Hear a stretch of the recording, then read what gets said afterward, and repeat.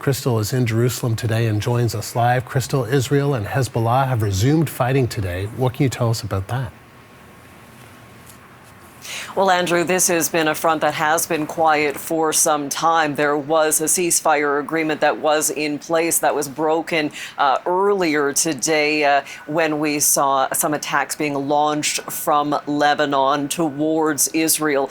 There have been a number of strikes across Lebanon throughout the day, including this evening. Israel Defense Forces say that they have hit 70 weapons sites across Lebanon. IDF also claiming that they have killed a senior commander of the Islamic Jihad group. This front does change things.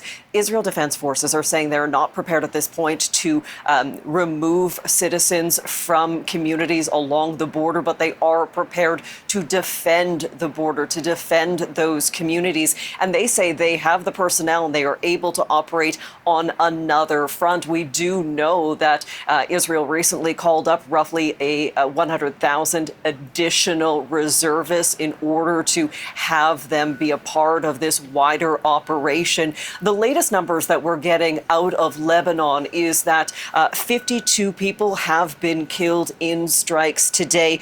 Wounded at last count was 150. So things are very active on that front. We are also, Andrew, hearing from the International Committee of the Red Cross. They have put out a statement really trying to encourage de-escalation in this situation. I just want to read a little bit of that statement from the ICRC president. It says, widening hostilities across the Middle East are putting civilian lives in grave danger. The scale of major military operations flaring across the Middle East risk embroiling the region and beyond into another large-scale armed conflict that will overwhelm any humanitarian response. So another strong response coming out from the International Committee of the Red Cross. This is the second statement they have put out in just the past couple of days, encouraging de-escalation, expressing a great fear about what happens going forward when it comes to the safety of civilians. And Crystal, we heard from Israeli Prime Minister Benjamin Netanyahu today. What did he say about the conflict with Iran?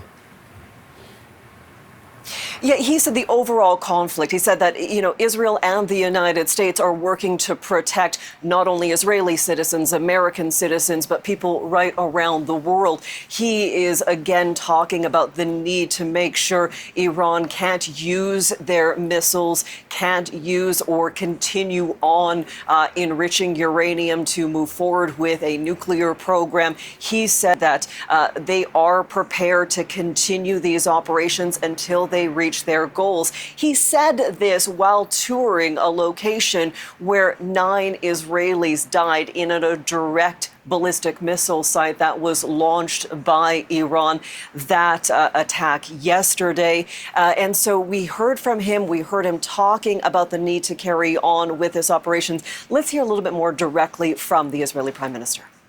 When I stand here in a place that was bombarded by the terrorists in Tehran, against innocent civilians, you see the difference. The tyrants of Tehran target civilians. We target the tyrants of Tehran to protect civilians.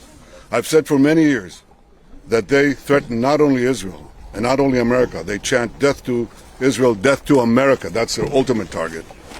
So we set out to protect ourselves, but in so doing, we protect many others. And I want to say special thanks to our great friend and a great leader of the world, Donald Trump, for joining us in this crucial effort to save the world. Now, how long this military operation will last, we don't know. A lot of discussion right now when it comes to the length of this operation, but we are prepared for another busy night when it comes for attacks here into Israel and also those counterstrikes. Crystal, thank you. That is the CBC's Crystal Gumansing live in Jerusalem. Explosions are being reported in multiple Gulf states. They include an attack on energy infrastructure in Qatar and a major oil refinery in Saudi Arabia.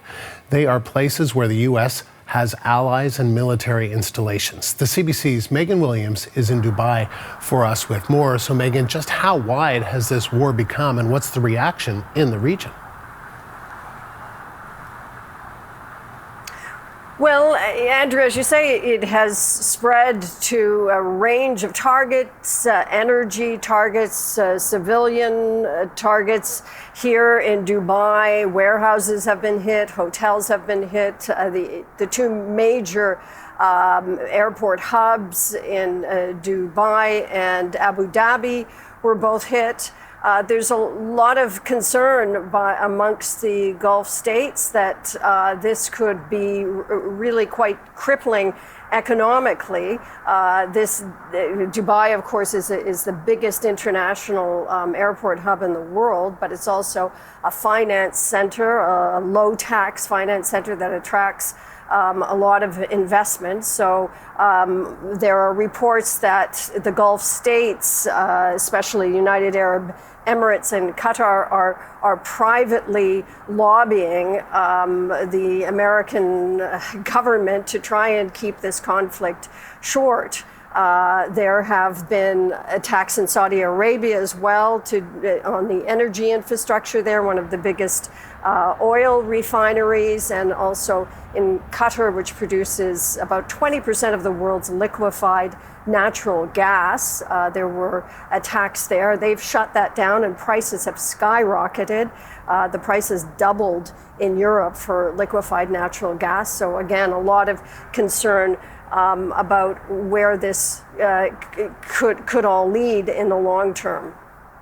And Megan, the U.S. military says 3 U.S. fighter jets were brought down in Kuwait today. What can you tell us about that?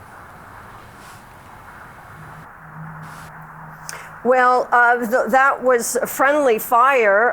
The Kuwaitis shot down these American warplanes accidentally. There were 6 pilots on board. Fortunately, they all made it safely to the ground. They parachuted out of there. It was quite a dramatic scene, seeing these parachutes lift off from these planes. But this is obviously what happens in wars. There's situations where there's confusion. People, countries and even allies get their signals crossed. But fortunately, those 6 pilots made it safely to the ground, and it's interesting. There's also hearing Italy's foreign minister and defense minister announced today that some of the Gulf countries are asking for further defense support. So that might be forthcoming. It's not clear if they have that, but clearly there is a request on the behalf of some of the Gulf states for defense assistance from Europe. Megan, we're just looking at the skyline behind you, this thriving metropolis of Dubai. I don't know how much of a chance you've had to kind of be out and about, but what would you say the reaction is from people in that city where you are? Well, just behind me in the sky over the past 3 days now, I've been hearing and seeing explosions from intercepted missiles and drones.